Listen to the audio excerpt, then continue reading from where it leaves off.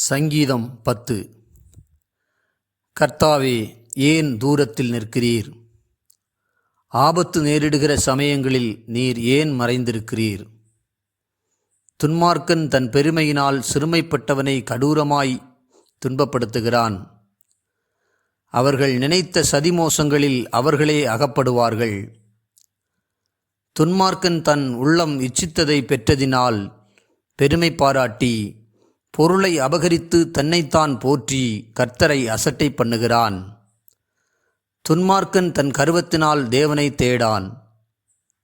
அவன் நினைவுகளெல்லாம் தேவன் இல்லை என்பதே. அவன் வழிகள் எப்போதும் கேடுள்ளவைகள்.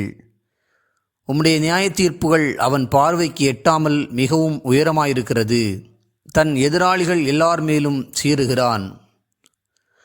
நான் அசைக்கப்படுவதில்லை, தலைமுறை தலைமுறை தோறும் தீங்கு என்னை அணுகுவதில்லை என்று தன் இருதயத்தில் சொல்லிக் கொள்ளுகிறான். அவன் வாய் சபிப்பினாலும் கபடத்தினாலும் கொடுமையினாலும் நிறைந்திருக்கிறது. அவன் நாவின் கீழ் தீவினையும் அக்கிரமம் உண்டு. கிராமங்களின் ஒளிப்பிடங்களிலே பதிவிருந்து மறைவிடங்களிலே குற்றமற்றவனை கொல்லுகிறான். திக்கற்றவர்களை பிடிக்க அவன் கண்கள் நோக்கிக் கொண்டிருக்கிறது. தன் கெபியில் இருக்கிற சிங்கத்தைப் போல மறைவில் பதிவிருக்கிறான்.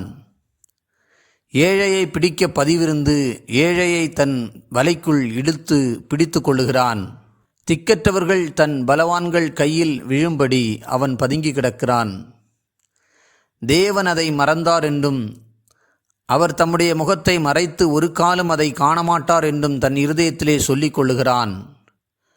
கர்த்தாவே, எழுந்தருளும். தேவனே, உம்முடைய கையை உயர்த்தும்.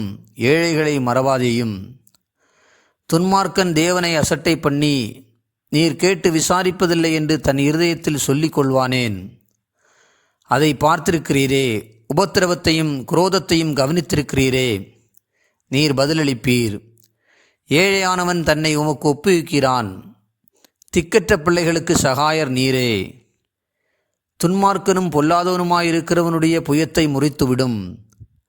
அவனுடைய ஆகாமியம் காணாமல் போகுமட்டும் அதை தேடி விசாரியும்.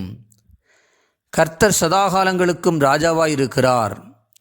புறஜாதியார் அவருடைய தேசத்திலிருந்து அழிந்து போவார்கள். கர்த்தாவே, சிறுமைப்பட்டவர்களுடைய வேண்டுதலை கேட்டிருக்கிறீர். அவர்கள் இருதயத்தை ஸ்திரப்படுத்துவீர். மண்ணான மனுஷன் இனி பலவந்தம் செய்ய தொடராதபடிக்கு தேவரீர் திக்கற்ற பிள்ளைகளுக்கும் ஒடுக்கப்பட்டவர்களுக்கும் நீதி செய்ய உம்முடைய செவிகளை சாய்த்து கேட்டருளுவீர்.